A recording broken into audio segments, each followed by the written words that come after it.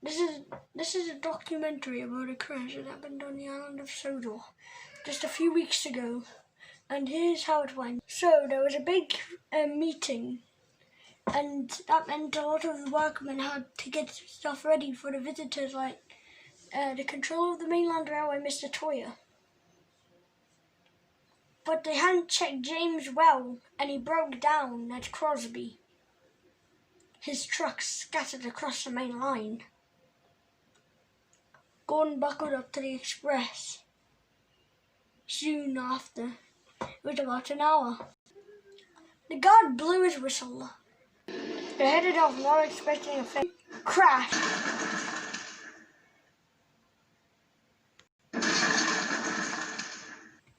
Now we're going to review one of the passengers on the express, Mr. Toyer. I can't believe how it all happened. Was lucky not to be killed. Those poor engines. I will make sure on my and the Topham's hats will nothing like this will happen ever again. Announced to everyone, Thomas was coming down the line. He had already passed a few stations before the radio started coming in. Reports of the crash had come in to the police and fire stations. He saw the crash and it was too late.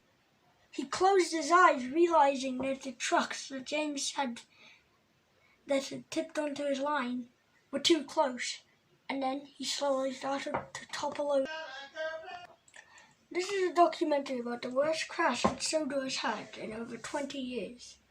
It all started with a meeting with Mr. Toyer, the Finn controller, Mr. Fergus Duncan and the Fat controller happening. The workmen had been off all day because of how hard they had to work to get everything ready, and that meant some engines hadn't been checked properly. Like James, whose rods were still getting used to the rails.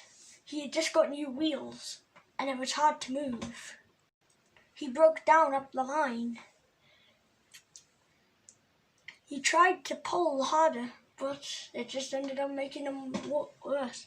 He stopped in the middle of the main line. Meanwhile, Gordon was coupling up to the express.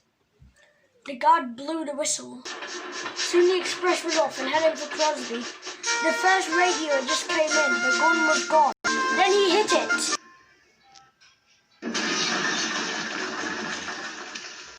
Here are some reports from Mr. Toyer, who was in the front coach, which had been the most damaged. I can't believe how it all happened. Was lucky not to be killed. Those poor engines. I will make sure on my and the Topham's hats will nothing like this will happen ever again. What nobody knew was Thomas was coming down the line. Thomas was already heading. It was too late. He headed for the crash when it was too late. He headed right for the trucks, and they were too close to him, and so he started to topple over. To make it worse, Edward was coming down the other line. He was taking a train down to Tidmouth. He had passed the station but had to get it to Tidmouth Harbour. He was already at Wellsworth by the time the radio and he was zooming down. He would have to go up the hill, which could save him, but sadly this didn't happen. He chuffed down the line as the guard got the first radio. He didn't know what was going to happen. The guard quickly told the crew and they jumped out of Edward. But then they realised the trucks would have pushed Edward down even with his brakes on. He wasn't a very strong engine. Oh no!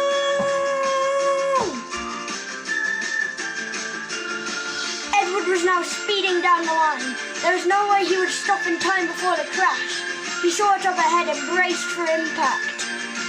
James shut his eyes as he saw Edward come into the station. Then it happened. Ah! and started falling backwards. He hit the ground with a thud. James really had nothing to say. He was just so in shock. Really, I didn't know what to think then. All I knew was that there had been a giant crash and people were in danger, and that was just worrying me to death. Edward had knocked out the radio connection, so Donald and Douglas started coming to the docks where they were supposed to get a train but didn't know about what happened at Crosby. They both set off from the sheds, and that would be the biggest mistake they made that. They saw it crash and break, but it was too late. A guard tried to warn them, but it was too late.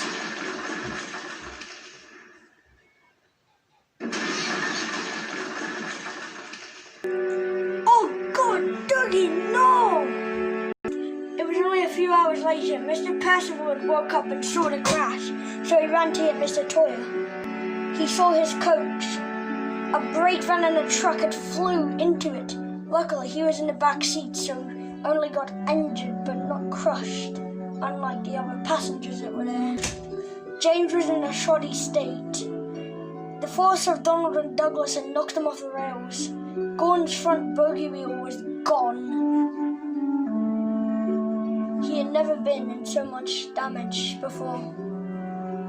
The trucks had smashed windows, and one even hung from the roof, somehow not falling. Douglas had only been dragged off by Donald's tender, while Donald was in a horrible state. He was wedged between trucks. Oh God, he said. He was in a very bad state. His funnel was going to fall off sooner or later, and he knew. Edward had never been in a crash like this, and he felt a lot of pain. Edward and James's crews were the only ones to get out uninjured. James's crew had went for help, and Edward's had jumped out, while Thomas's didn't make it out, along with some of Annie's passengers. I can't believe if I just hadn't crashed that day, those people would still be alive and well. But I can't really blame myself, for no one could have expected this. I don't think Sodor's going to be the same after this. I'm just going to look at the terrier and remember this. But at least we've learned it now. Maybe having workmen off for a whole day and almost every single one shouldn't be done. We also talked to a passenger called C.B. Selby. He had been at the crash and had witnessed it. Two of his good friends had died in Annie. Well, I must say this is the worst thing that's happened to me. But I would have sued the railway, but my friends love the railway, and they would be disappointed if I caused it to close down forever. That's all I really have to say. It was quite scary. I'm just happy I managed to help some people at the Express and in Clarabelle. I don't think I'm going to be the same again. That really roughed me up. I hope I'll be alright, but it was just so scary. Well, I think knowing my brother could have died then was just very scary.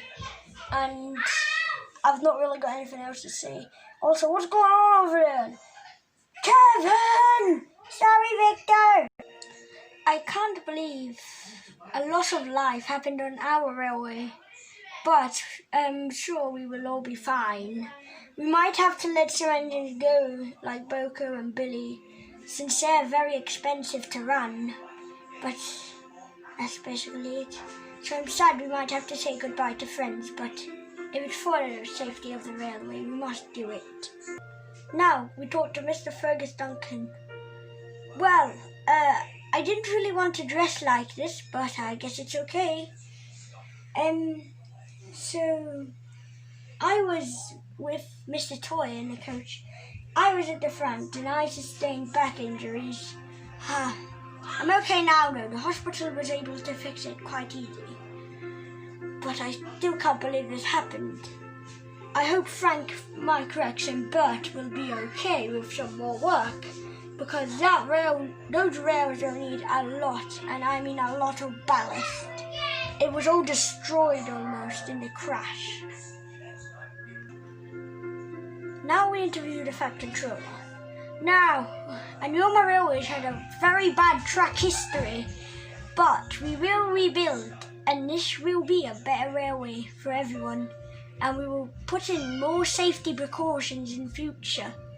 That's all.